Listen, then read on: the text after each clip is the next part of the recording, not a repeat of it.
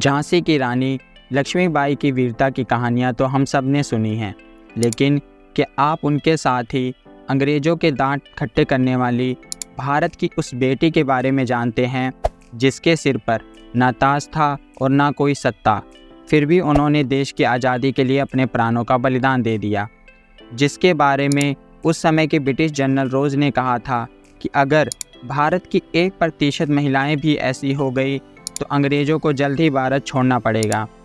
मैं बात कर रहा हूँ झलकारी बाई की। झलकारी बाई का शुरुआती जीवन। झलकारी बाई का जन्म 22 नवंबर 1830 को झांसी के एक छोटे से गांव भोजला में हुआ।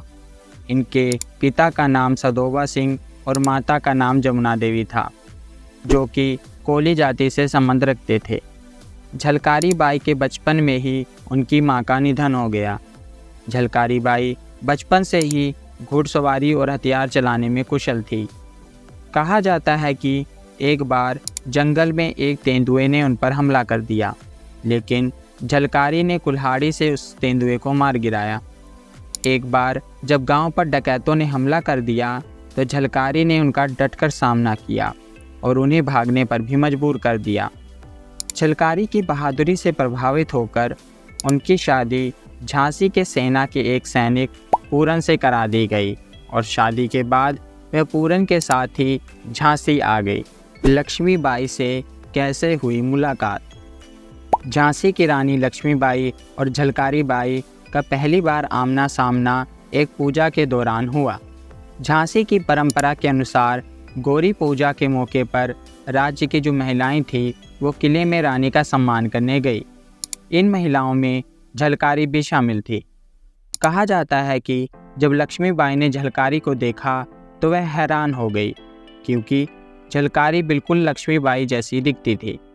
जब उन्होंने झलकारी बाई के बहादुरी के किस्सों को सुना तो उन्हें अपनी सेना में शामिल कर लिया।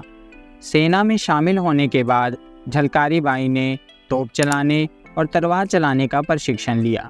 लक्ष्मीबाई के साथ मिलकर किया अंग्रेज़ों का मुकाबला। डलहौजी की नीति के तहत झांसी को हड़पने के लिए ब्रिटिश सेना ने किले पर हमला कर दिया। इस दौरान पूरी झांसी की सेना ने लक्ष्मीबाई के साथ मिलकर अंग्रेज़ों का सामना किया। अप्रैल 1858 में झांसी की रानी ने अपने बहादुर सैनिकों के साथ मिलकर कई दिनों तक अंग्रेज़ों को किले के भीतर नहीं घुसने दिया, लेकिन सेना के एक सैनिक दूल्हे राव ने महारानी को धोखा दे दिया।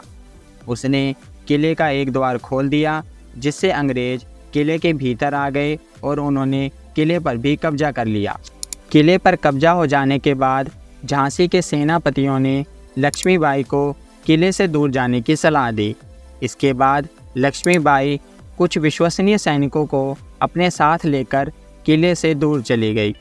अंग्रेज़ों को चकमा देने के लिए बनाई खास योजना।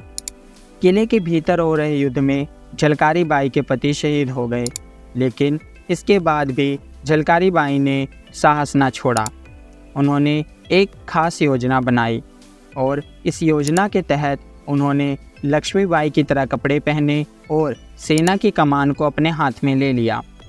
कहीं अंग्रेज़ों को यह शक न हो जाए कि झांसी की रानी महल छोड़कर जा चुकी हैं, वह किले से बाहर निकल गई और जनरल रोज से मिलने अंग्रेज़ों के कैंप में जा पहुंची। अंग्रेज़ सैनिक झलकारी को जनरल रोज के पास ले गए। वह घोड़े से नहीं उतरी।